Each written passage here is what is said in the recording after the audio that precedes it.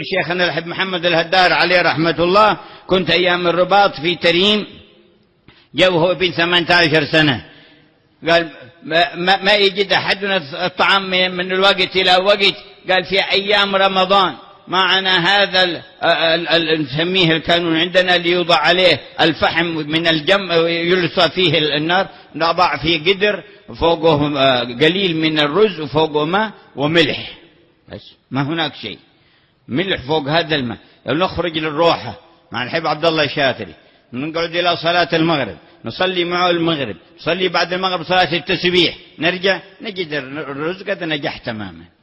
قال وخصاره ليمة، أفك الليمة بالسكين وحطها فوقه وأكلها. قال والله طعمه إلى الآن في فمي حالي. وكان يضرب المثال فيما ينصب من المواد، قال هذه المواد الآن تنصبونها ما أجد لها طعم كما أجد ذاك الطعم، وعد ذاك طعم ذاك في فمي إلى الآن، وهذه المواد بالأشكال وخصوصا المستورد منها والمعلب قال ما أجد له طعم، ولا أجد ذاك الطعم الذي أجده في تلك الأيام. قال نقرأ في الورد الدعاء الوارد النبوي يعوذكم من الهم والحزن، قال بعضنا يقول لبعض الهم هذا مثل إيش هو؟ قال ما نعرف الهم، ما كنا أرواح وقلوب ما تعرف الهم.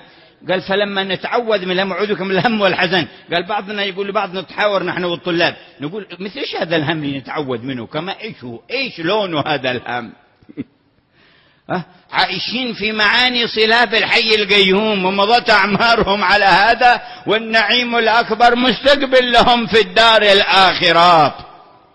هذه حقائق يجب ندركها، بها ذاقوا أن يرحموا الخلائق وأن يتقبلوا ما يجي منهم، يعلمون ضعفهم وعجزهم وأنهم مساكين أمام أنفسهم وأمام الشياطين الذين يغوونهم ويرجون الخير لهم. بذلك جاءت تبعية المصطفى صلى الله عليه وسلم.